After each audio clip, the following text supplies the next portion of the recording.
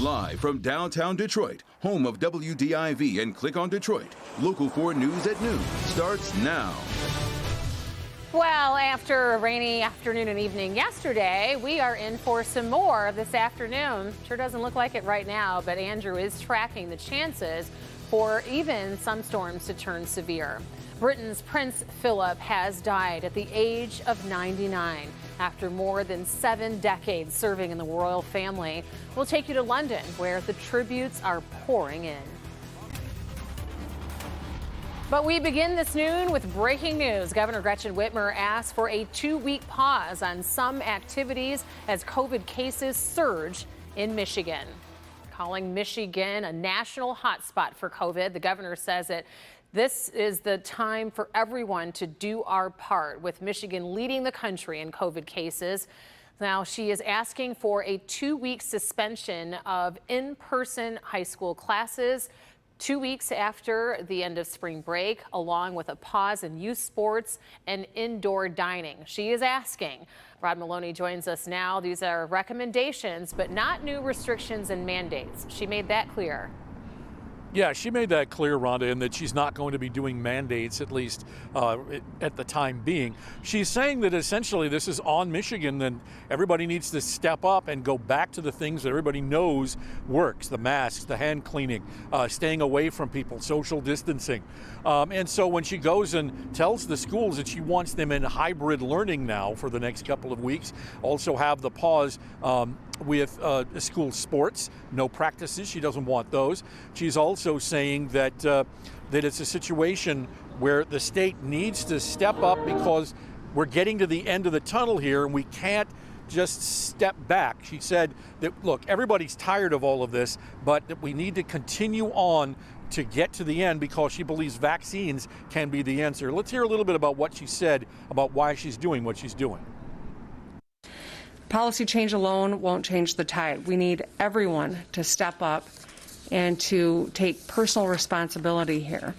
So I'm not taking any options off the table, but in this moment, we are strongly urging that public schools and youth sports voluntarily take action. We are strongly urging restaurants and diners to be smart and eat outdoors or get takeout.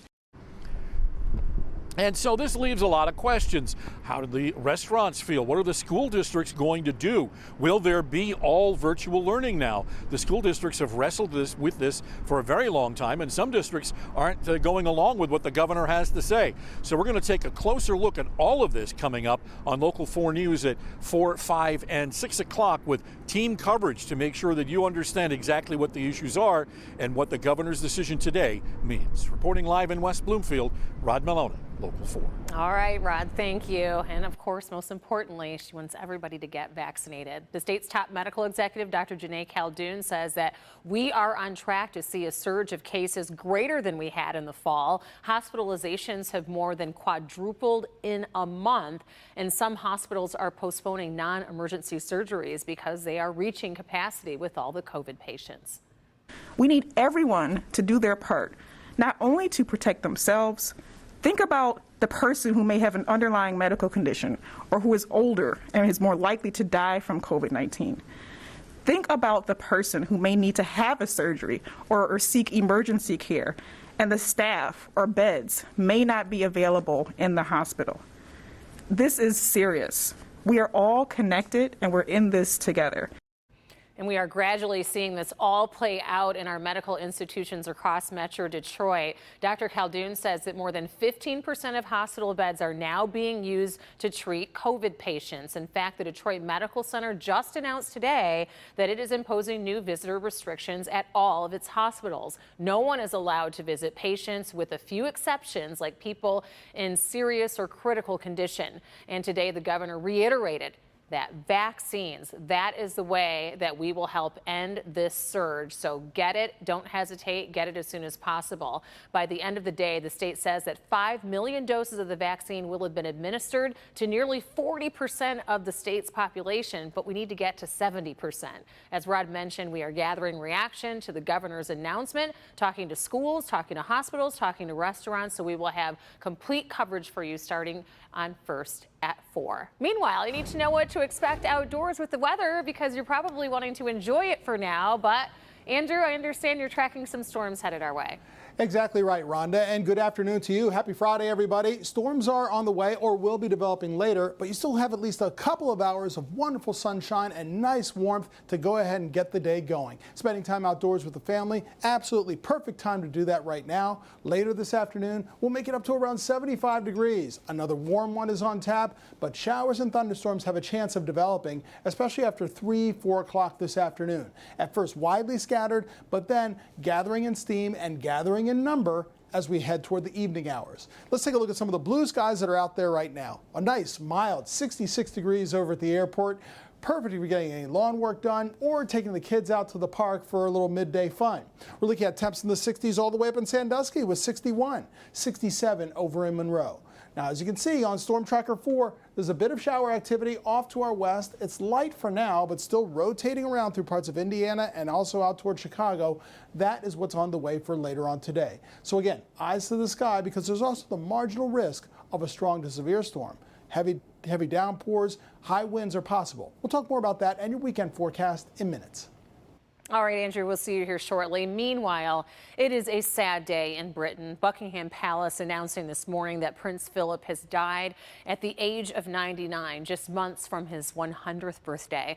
The husband of Queen Elizabeth was the longest serving member of a reigning British monarch and the oldest ever male member of the British royal family. The palace put up this notice outside the gates and lowered flags to half staff. Shortly after the announcement, the UK's Prime Minister paid tribute. It is to Her Majesty and her family that our nation's thoughts must turn today, because they have lost not just a much-loved and highly respected public figure, but a devoted husband and a proud and loving father, grandfather, and in recent years, great-grandfather. The announcement of his death falling, I should say, on the day of their 60th wedding anniversary. Keir Simmons is in London with more on Prince Philip's life and reaction to his death. From the beginning, life conspired to make Prince Philip his own man. He was born in Greece, into that country's royal family, and exiled with them when he was still a small child. A Spartan education in northern Scotland moulded a tough-minded achiever.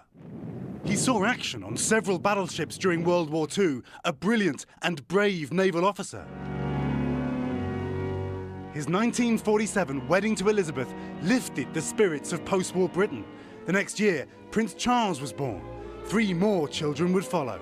At age 96, after more than 22,000 solo public appearances, Prince Philip retired from royal duties. His legacy, a lifetime of service to his nation and his wife, the Queen. Funeral arrangements have not yet been announced, but they are likely to revolve around Windsor, where Prince Philip died this morning. And of course, all eyes will be on the Queen. For her, the end of a love story unmatched, perhaps, since the story of Victoria and Albert. Keir Simmons, NBC News, London. Thank you, Keir. Prince Philip stepped down from royal public duties in 2017 after 70 years of royal service. Family and friends holding a vigil outside of DPD headquarters for fallen Detroit Police Sergeant Elaine Williams. She was shot and killed in a domestic dispute at her Garden City home in June of 2019. Last week, a judge granted the suspect, Eddie Ray Johnson, a $10,000 bond with a tether so that he can get a medical procedure. Her sister today made a plea for justice for all victims of domestic violence. We need to stand up for all victims of violent crimes, and we need the justice system to help us with this endeavor. To stop domestic violence and show these criminals that they will not continue to get away with it. Johnson faces life in prison.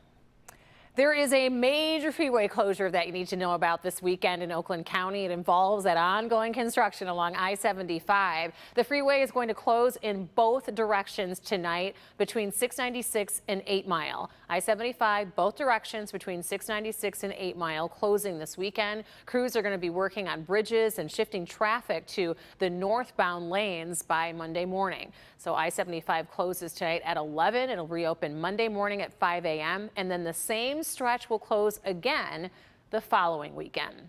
There is another problem that is grounding those Boeing 737 MAX jets, the issue that has airlines like Southwest and American pulling the planes from service. But first, a key witness may take the stand in the trial for Derek Chauvin today. An update from Minneapolis coming up next.